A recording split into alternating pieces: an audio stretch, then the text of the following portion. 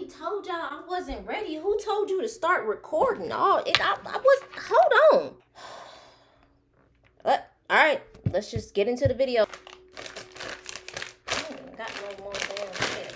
Y'all ever hear about the African American folklore tale about the slave who was a snake and all the slaves on the plantation were just like her?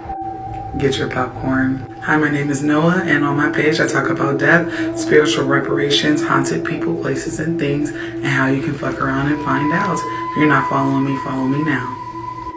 Special shout out to Venus One Child. I was tagged in this video a number of times, and I knew I had to cover it. I'm going to tag her at the bottom of this video. Go ahead and give her a follow because she has very similar content as me, and her stories be storying. So this story takes place in Mississippi. A slave woman that lived on a plantation, and they called her Miss Ida. Miss Ida was very, very wise, and all the other slaves looked up to her. But she was strange. Very, very strange. She had 2 daughters. Their names was Little Miss and TT. They also were very, very strange. But what's even stranger is that no one knew where these kids came from.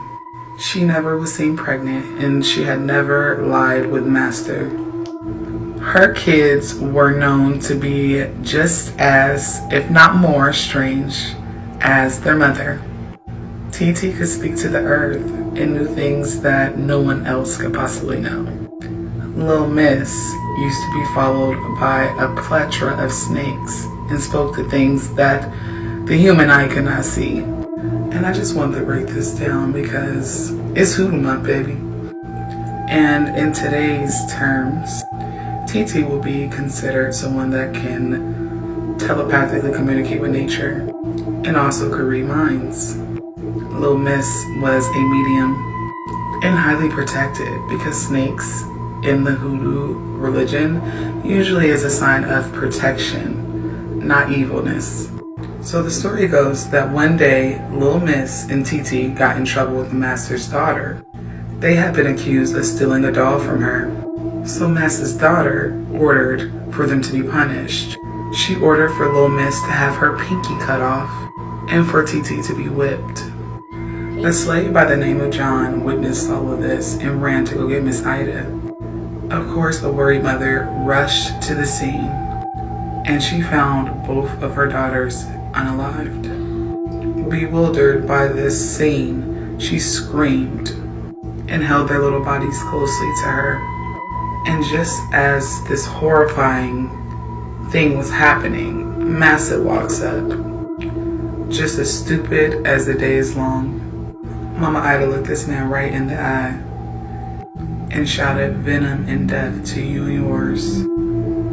Ashe. And then disappeared in front of his eyes. Literally poofed into thin air. Of course, this spooked the fuck out of Massa. He ran into the house and did not come out. He stayed until he heard a knock on his door that night. And when he opened it, to his surprise, there was Mama Ida and her 2 kids. What? Looking very much alive. What? But she didn't come alone. All the slaves of that plantation were standing behind her, and her kids looked different. Their eyes were glowing, their teeth sharp, and they were motherfucking mad. Oh yeah, he was about to fuck around and find out. And like they were in a trance, they all stomped their foot at the same time, and their clothes went float. It is said that screaming was heard all throughout the South. Everyone heard this interaction, but no one did anything. The next morning, the law went to go check on this plantation owner, and they found nothing but big heaps and piles of snakeskin. No one ever stepped foot at that plantation again.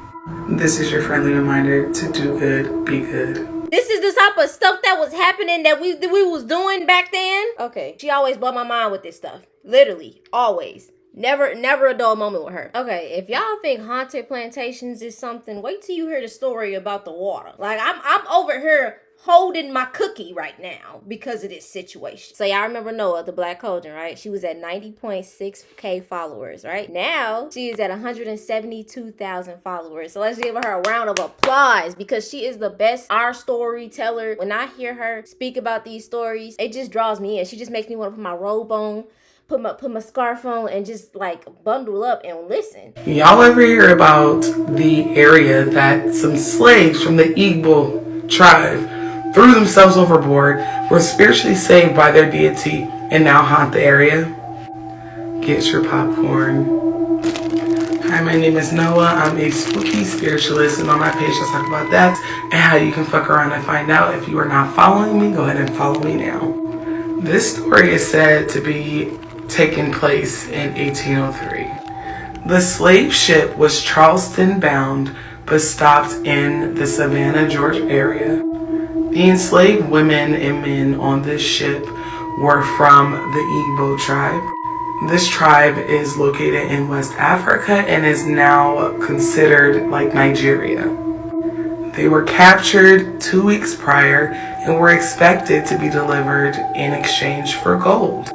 The vessel docked near St. Simon's Island, Georgia. And inside of the ship, an Igbo tribesman, that's the leader, literally lifted up his chains and cried out in defeat.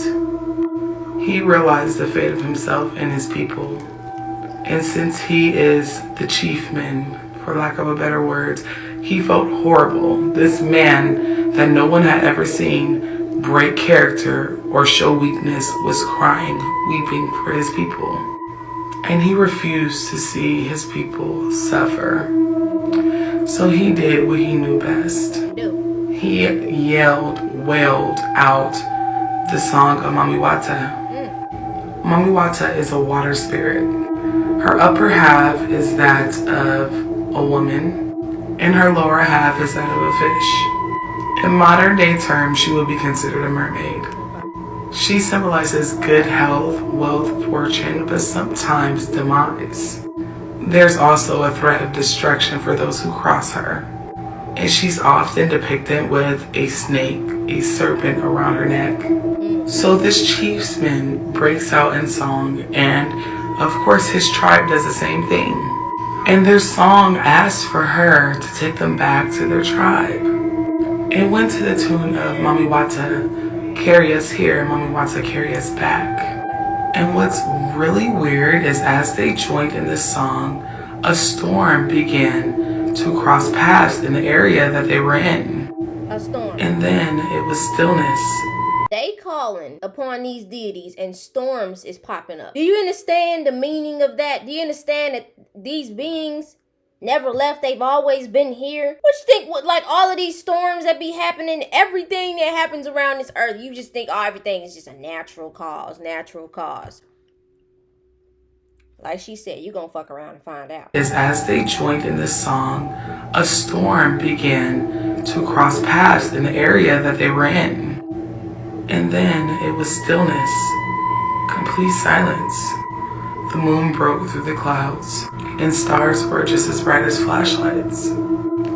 At this point, the European captain and his shipmates were spooked. They witnessed how still and silent the area went, and the fact that none of the Igbo tribe seemed worried. They gathered in arms, putting their hands over each other's shoulders, like their arms over each other's shoulders. The chiefman looked right into the captain's eyes, with one woman on each side from his tribe. And as if all of his followers in his tribe were in a trance, they all did the same. They all jumped overboard. In a trance, and they all jumped overboard. I'm just. They all decided that death would be better than bondage.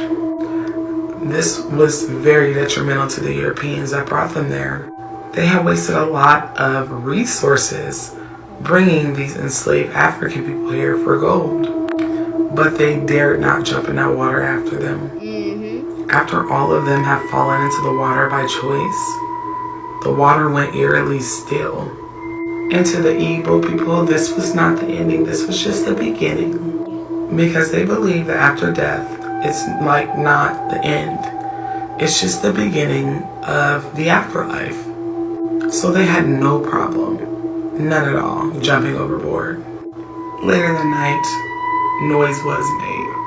The water began to move, and a storm, the same storm they thought were gonna hit that exact area, killing everyone aboard, only saving a few to tell the story that I'm telling you today.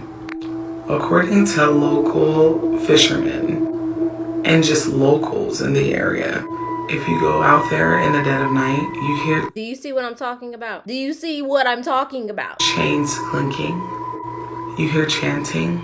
You hear the song that they sung. Some people even said that there's full body apparitions that show up out there. But it's also said that those slaves that jumped overboard that night made it back to their tribe and back to the motherland. Y'all do good and be good. That was a story that I definitely needed to hear. It's showing the spiritual side of things that we were doing around that time, and this was in the 1800s. This was like at the beginning of the 1800s, and they was trying to bring them all over there. I'm really glad that she's sharing this, and I'm always grateful that she's a really good storyteller. We just gonna go to another story of our ancestors being connected to water and getting their reparations right away. Y'all ever hear of the innocent teenager that was hung and caused a whole storm, destroying and killing the townspeople? No. Spiritual reparations is back.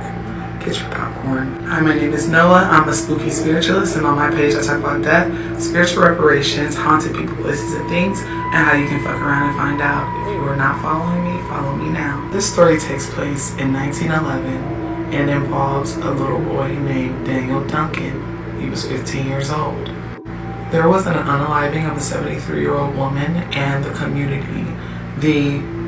community were outraged that they had not arrested or hung anyone for her murder. With growing pressure from these palm-colored people to make an arrest, the police said, we're just going to pick any person and we're going to execute them just to quiet down the people. It had been 3 months since the unaliving of this woman, and powerful politicians at the time threatened to pull funding if they did not find someone. So on a quiet summer evening, while Daniel was fishing, the police literally pulled him out of his boat and took him in for questioning. But unbeknownst to them, Daniel was a part of the Geechee tribe. Oh, Gullah Geechee! He didn't really speak good English. You already know when it comes down to the Gullah Geechee people. Oh my gosh, they are powerful. Y'all already remember the video where I was talking about they used to have to put rocks in the women's mouth and like chain their mouths up because they were so scared of them speaking and causing death on people. Yeah. And he was the perfect scapegoat, someone that couldn't speak up for himself. Oh, he couldn't speak English. The police had no idea how powerful the Gullah Geechee were. So they proudly announced that they had found the guy that did the unaliving of this woman. And as soon as that announcement was made, he already had a rope around his neck. Daniel never had a chance. The people that knew and loved him knew he was not capable of committing an unaliving. He was quiet, he was shy, and he was a good boy in the community. And this includes W and black people alike. Everybody knew that he was the scapegoat and that they had got it all wrong. The public was so outraged that they voiced their displeasure with the Charleston police. And you know what they did? They beat him with clubs. They walked him over to the gallows and they hung him. It is said to be the saddest day for Charleston, in Charleston's history, I should say. It was customary back then in Charleston to leave the body on display for 3 days to warn other black people, if you don't do good, if you don't be good, this could be it. By the time the next day had came, Daniel's body was deteriorating up there. Fluid leaked from his extremities, flies all over him, and you could smell the stench of his body from miles away. Even the crabs began to nibble on him. Poor baby. All the residents that sat there and watched this happen were having nightmares. Literal nightmares. But on the third day, when his body was set to be taken down and laid to rest, the skies in Charleston turned totally black. And tidal waves started to hit Charleston real bad. Oh, I mean, the water was over 9 feet where it was supposed to be. It was about to go down. It was about to go down. It was a Category 3 hurricane, and a lot of the people could not get to high ground in time and drowned. Tides were so bad that it ripped Duncan's body from the trees. After this, public hangings in Charleston ended. A street was renamed in his honor after the storm. And in history books, they'll call it the Hurricane of 1911. But in Charleston, it's called Duncan's Storm. Y'all do good to be good. That story was okay. Wait a minute. I told y'all. That is crazy. Spiritual history that's going on because, as you know, the world between the living and the dead is like about to become a little blurred. It's going to be easier to come in contact with energies at the end of summer. You already know it's October. I'm gonna be doing a whole lot of spiritual story times in October. As you know, this is the spooky season in full swing. Thank y'all for watching this reaction video. Make sure y'all go follow her for real. I hope y'all October goes well. Spend most of the time thanking the earth, thanking the air, thanking the trees, thanking the earth for all that's done up until this point, because now it's gonna go into a session of breathing out and just letting everything out and letting it go. The earth provides a lot for us, and we are grateful and appreciative. Recycling is happening, so I love y'all. Stay dangerous.